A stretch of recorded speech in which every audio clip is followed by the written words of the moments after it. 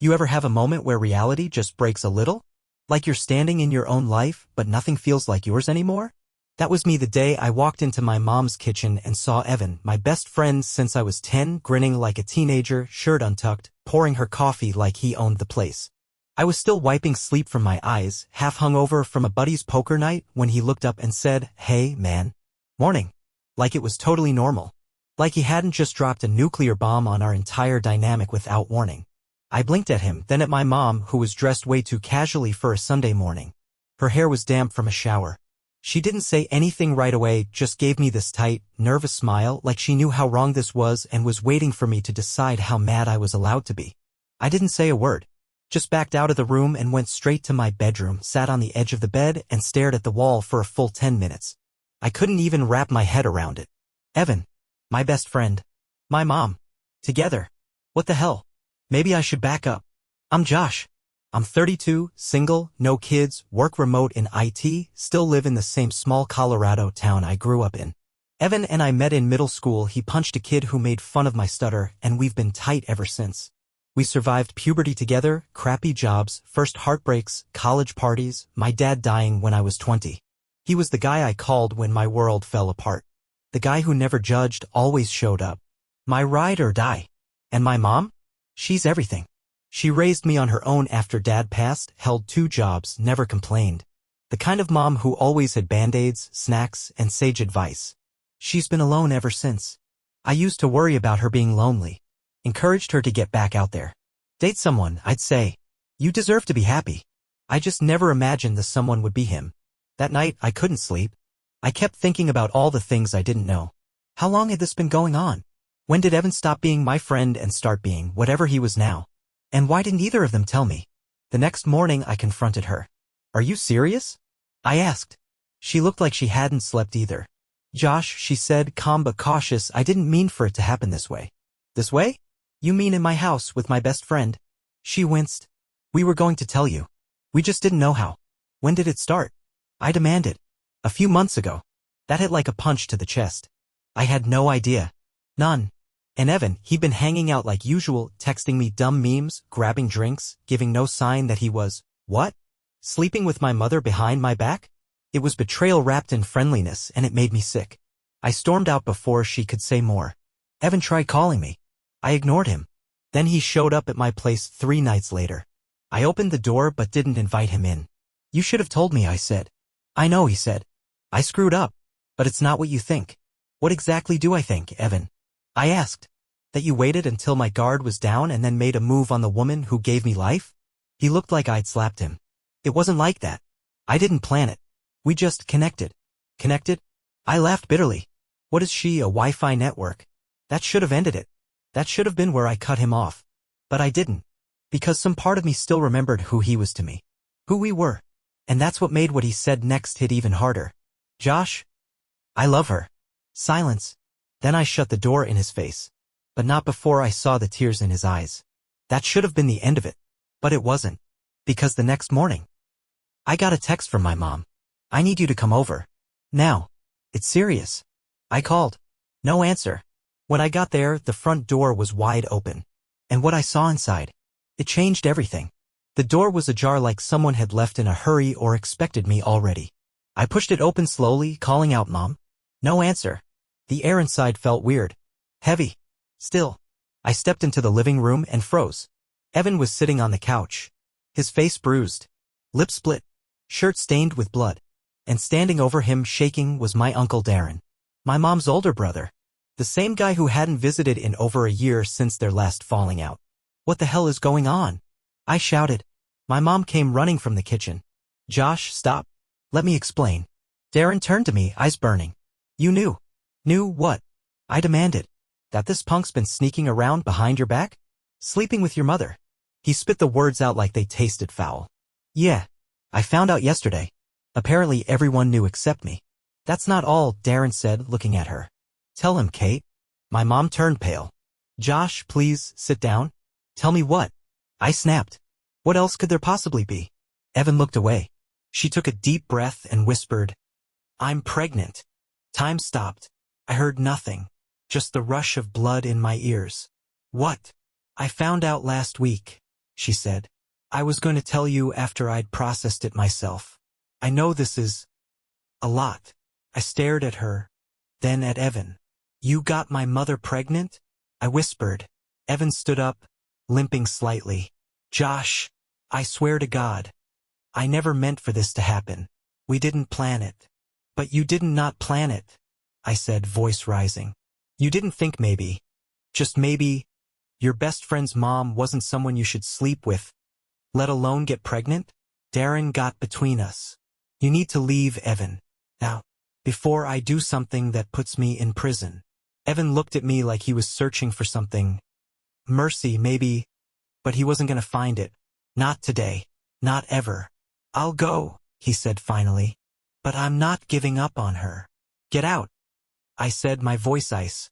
And don't ever come near my family again. He left, slammed the door behind him. My mom collapsed onto the couch. I didn't say anything. Couldn't. I just stood there, staring at the floor like if I looked hard enough I could fall through it and disappear. Darren sat down beside her, rubbing his temples. What were you thinking, Kate?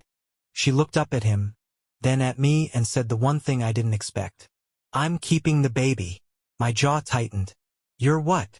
I'm keeping it, she repeated, stronger this time. I didn't ask for this, but it happened, and I'm not ashamed of it. You should be, Darren muttered. You're almost 50, and I'm not dead, she shot back. I have a right to live, to love, to choose what I want. My fists clenched.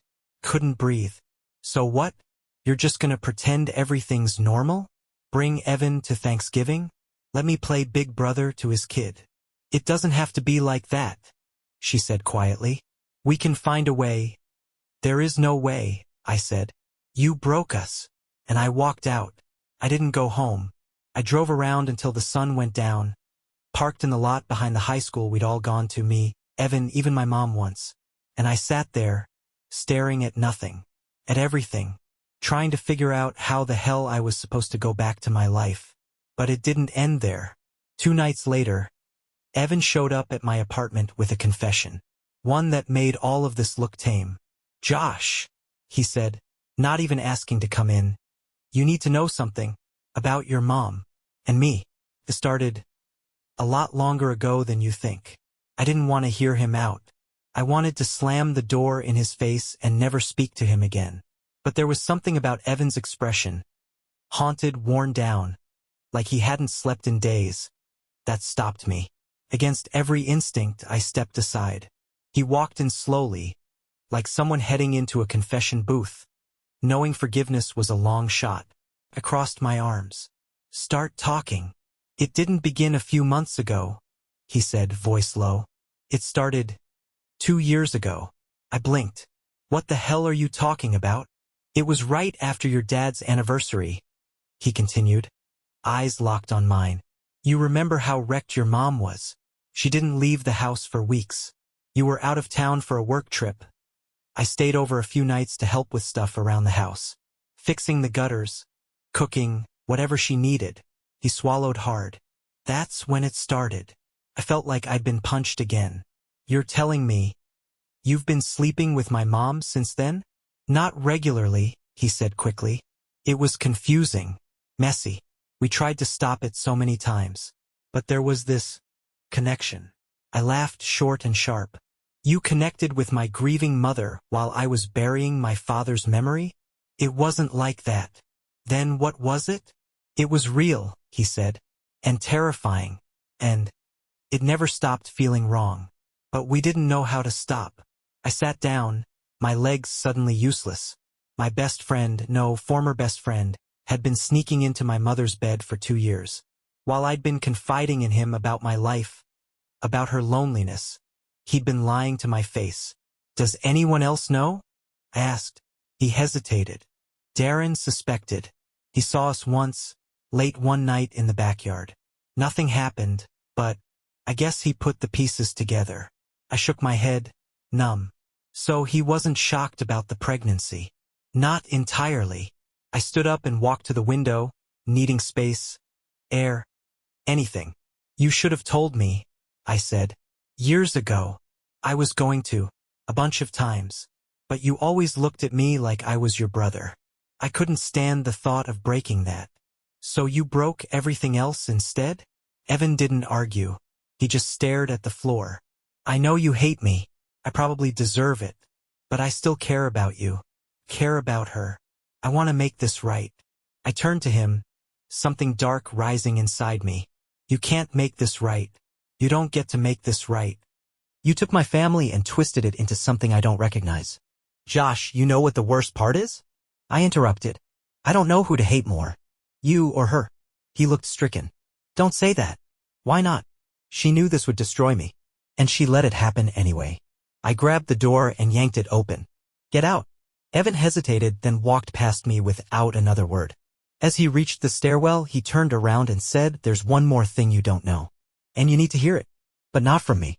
From who? I asked. Your mom. Ask her about the letter. What letter? But he was already gone. I stood there in silence, heart pounding. The next morning, I went back to the house. My mom was in the garden, pulling weeds like nothing had changed. What letter? I asked without preamble. She looked up sharply. Her face went pale. Josh? Please no, I said. No more protecting me. What letter? She sat back on her heels, trembling. Then she reached into her hoodie pocket and pulled out a crumpled envelope. It's from your father, she whispered. He wrote it before he died. I found it 3 months ago. And you need to read it. But I'm warning you, it changes everything you think you know about this family. My hands shook as I opened the envelope. It was yellowed at the edges, like it had been sitting in a drawer for years. The ink had faded, but the handwriting was unmistakable, my dad's. I hadn't seen it in over a decade, and now it stared back at me like a ghost. My mom stood a few feet away, arms crossed tightly over her chest. I could see her trying not to cry, trying not to fall apart. But that wasn't my concern right now. I needed answers. I unfolded the letter and read, Josh, if you're reading this, it means something has happened to me. I don't know if this letter will ever find its way to you, but I needed to write it anyway. There's something I never told you, something I kept hidden because I thought it would die with me. But now I think maybe the truth deserves to live. Even if it hurts. Even if it changes how you see me. Your mom, she wasn't the first love of my life. My chest tightened. When we met, I had already been with someone else. Someone I loved deeply. But I walked away from her. I had to. Because of you. I looked up, heart racing. What is this? My mom's eyes were glassy. Keep reading, she whispered. You were the reason I stayed. The reason I built a life here. I found out about you before your mom even told me. The other woman, she didn't know. She never knew that I almost didn't come back. But I did. Because I wanted to be your father. I needed to be your father. Even if it meant giving up the love I'd always wanted. There's more to the story. If I'm gone, talk to your mother. Ask her what happened in 1990. Ask her about Evan's mom. I froze. Evan's mom? My eyes darted back to the letter. The next line hit me like a lightning strike. There's a chance Evan is your half-brother. And if that's true, I'm sorry for every part one played in hiding it. I did it to protect you both. But secrets like this, they never stay buried forever. The paper slipped from my hands. No, I whispered. My mom stepped forward. Josh? I didn't know you'd ever find out. Find out what? I demanded, voice shaking. That Evan might be my brother? That you and Dad hid this from both of us? It was one night, she said. Years before Evan was born. I didn't even know your father had been with her. She moved away shortly after. And when she came back, when Evan was born, I never thought. You never thought the guy I'd grow up calling my best friend might be his son. She nodded slowly, tears running down her face. I suspected. But your father swore it wasn't true. Said the timeline didn't add up. I chose to believe him. Did Evan know? No. I don't think his mom ever told him either. It was a rumor in town, just one of those whispers people stopped saying out loud. I sat down hard, like the weight of everything finally caved in. The man who betrayed me might also be my brother. Which means... Oh my God, I whispered, staring at her. You're pregnant with your dead husband's other son's child. Do you understand how twisted that is? She looked like she was about to collapse. I know how it sounds. But Josh, we didn't know. We didn't plan any of this. You think I would have let this happen if I'd known? I stood up, hands in my hair, pacing the room. This isn't just betrayal. This is a tragedy. I know, she whispered. I have to know for sure, I said. I need a DNA test. I need proof. I can't breathe with all this uncertainty. My mom nodded. I already ordered one. For Evan. He doesn't know yet. I looked up at her, my voice barely a whisper. And what if it's true? She didn't answer. Just sat down and cried. That night, I didn't go home. I drove to Evan's place. I didn't knock, I just waited in the car until he came out, surprised to see me. We need to talk, I said. He looked confused, then cautious. Okay. What's going on? I handed him a sealed envelope. Take this. It's a DNA test. Spit in the tube. Send it in. No questions. Just do it. He stared at it. Why? Because there's a chance we're not just friends, I said coldly. There's a chance you're my brother. And if that's true, this whole thing? It's worse than betrayal. It's incest. His face went pale. He didn't speak. And that's when his phone buzzed. He glanced at the screen, then back at me. It's your mom, he said, voice hollow. She just sent me a photo. Of a birth certificate. I grabbed the phone from his hand. My hands trembled as I read the name listed under father. David Thomas Mercer. My dad. I couldn't feel my hands anymore. I stared at the birth certificate on Evan's screen, my father's name printed there like a scar carved into paper. David Thomas Mercer. My dad. Evan's dad. It wasn't a theory anymore. It wasn't a maybe or a rumor or a sick what if. It was fact. The man I'd called my brother in friendship was, by blood, actually my half-brother. And my mother was carrying his child. Evan stood there, pale, swaying like the ground underneath him was starting to crack. I didn't know, he kept whispering. Josh, I swear to God, I didn't know. I was numb. Not angry anymore, not broken. Just empty. The kind of emptiness that makes you want to lie down on the sidewalk and let the world pass by without explaining itself. I walked away from him without a word. Got in my car. Drove until the gas light came on. My phone buzzed the entire way, texts from my mom, Evan, even Uncle Darren. I ignored them all. I ended up in a motel 2 towns over. Checked in under a fake name like I was running from the law. Maybe I was. Not legally. But emotionally, morally, I was fleeing a crime scene. The next morning, I finally opened one of the messages. It was from my mom. We need to talk. I told him everything. The test results came in today. I called her. No small talk. No hesitation. What did they say? She was quiet. Then, it's true. Evan is your half-brother. I didn't speak. Couldn't. Then she added, voice cracking, and the baby is his. My vision blurred. I hung up. I didn't throw my phone. I didn't scream. I just sat there and let the air go stale around me. I hadn't cried since my dad died. But now the tears came. Not loud. Not violent. Just the kind that leak out because your body can't hold the grief anymore. I was grieving everything. My childhood. My friendship. My sense of family. My future. All of it gone in a heartbeat. And then the worst thought came. If this got out, people would know. Everyone would know. That I'd been best friends with my half-brother. That my mother was having his baby. That my father had lied about everything. That our family was a twisted mess of lies and accidental incest. It would ruin us. It would humiliate us. And yet, part of me thought maybe it should. Maybe we deserved to fall apart. Maybe pretending to hold it all together would be the bigger lie. Evan called me that night. I let it go to voicemail. He left a message anyway. Josh, I know I've said I'm sorry, but it doesn't mean anything unless I back it up. I'm moving. I talked to your mom. I'm leaving town. I'll be gone before the week is out. I don't want to make this harder for you. Or for her. And the baby, she said she's keeping it. But I'm not going to be around. Not until you say it's okay. I listened to the message 3 times. I didn't know if I hated him or pitied him. But I knew this, whatever we were, whatever we had been, it was over. 3 days later, I went back to the house. My mom looked 10 years older. She opened the door, then stepped aside like she knew I wouldn't hug her. We sat in silence for a long time before she said, he's gone. He left this morning. I nodded. What are you going to do? I asked. She looked down at her stomach. I'm going to have this baby. Not because it's easy. Not because it makes sense. But because it's mine. And I won't live the rest of my life pretending it didn't happen. I stood up. You need help. Support. From someone other than me. I know, she said. I'll figure it out. I walked to the door. Before I left, I turned back to her. I can't forgive you. Not now. Maybe not ever. But I don't want you to be alone. Her face cracked. Does that mean you'll come back? I paused. Then I said, it means I'm trying. That's all I can give you right now. She nodded. I left. But just when I thought it couldn't get worse, just when I thought all the secrets were out, another one surfaced. A week later, I got a call from Evan. I almost didn't pick up. But curiosity got the better of me. His voice was strained. Josh? I found something. In my mom's old storage unit. I didn't know it existed until she passed. It's about your dad. And mine. And it's bad. Like really bad. You need to see it. I froze. What is it? It's not just a letter, Evan said. It's proof that our dad, he lied about more than just us. And it's going to change everything. Evan met me in a diner halfway between his new place and the wreckage of our old lives. He looked thinner, paler, older. Whatever he'd found had clearly been eating him alive.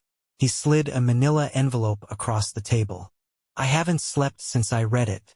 You need to see it for yourself. I opened the envelope with shaking hands. Inside was a stack of letters, one photo, and a folded-up police report. The first letter was from my father, again, but this one wasn't addressed to me. It was addressed to Evan's mother. And it wasn't loving. It was threatening. If you say a word to anyone, I'll make sure no one believes you. You'll ruin everything. You'll ruin Josh. My skin went cold. Evan leaned in. She kept everything. Every letter he sent. She never told me, never hinted. But she knew. And she hated him for it. I kept reading. Another letter, this one angrier. You're not getting a dime. You want to raise him, fine. But he's not mine. Not unless I say he is. I blinked at that line. What does that mean? He already was his son. Evan's expression darkened. That's the thing. I don't think he was saying I wasn't his. I think he was warning her. That he'd deny it publicly, forever. Even if it meant destroying her. Or me. I opened the police report next. A domestic dispute from 1991. The complainant, Evan's mother. The accused, David Mercer. My father. The words blurred, but I forced myself to read. There had been an altercation. Screaming. Accusations. She told the officer she was being intimidated into silence. Said she feared for her safety and her child's future. But the case went nowhere. My dad denied everything. Said she was mentally unstable, still obsessed with him. The officer's notes said she seemed emotional but coherent. No charges filed. Case closed. I stared at the final item in the envelope. A photo. Black and white. My dad and Evan's mom, side by side. Her pregnant. Him with a hand on her stomach. Smiling. It wasn't just a fling. It wasn't just one night. It was love. Real. Until it wasn't. Until she got pregnant. Until he walked away and buried the truth with a smile and a handshake and a marriage to my mother. I pushed the photo away. He was a monster. Evan nodded. We didn't just inherit his blood. We inherited his mess. I stood up, chest tight. So what now? We tell people our dad was a liar? That he used threats to erase a son and terrorize the woman he left behind? I don't know, Evan said. That's why I brought it to you. I sat back down slowly. If we expose this, it destroys his legacy. Our moms. Our family name. Everything. And if we don't? Evan asked. Then the lie wins. Again. I looked at him, my brother, my best friend, my greatest betrayal, and now, somehow, my only ally. We release it, I said finally. All of it. Every letter. Every file. We let the truth burn what it has to burn. Evan didn't speak. Just nodded. That night, we scanned the documents and emailed them to a local journalist who'd written about our dad's business legacy before. It didn't take long. Within a week, it was everywhere. Prominent businessman's secret family. Intimidation allegations surface after son's revelation. My phone rang nonstop. My mother begged me to stay quiet. Uncle Darren threatened to disown me. But I stood firm. The lie had lived long enough. The fallout was brutal. My dad's former colleagues distanced themselves. Old family friends vanished. People whispered when I walked by. But for the first time in my life, I wasn't pretending. Evan and I started therapy. Separately at first. Then together. Not to rebuild what we had, it was gone. But to build something new from the wreckage. My mother gave birth 6 months later. A girl. I didn't visit the hospital. But I sent a letter. I didn't say much. Just told her I hoped she gave the baby what our father never gave us. Honesty. Love. Redemption. And one day, when she's old enough to ask who her father is, I hope she gets the truth. Not the polished lie. The real, broken, painful truth. because that's the only way any of us move forward. The story doesn't end in forgiveness. Not yet, maybe not ever, but it ends with the truth finally out. And for the first time in my life, that's enough.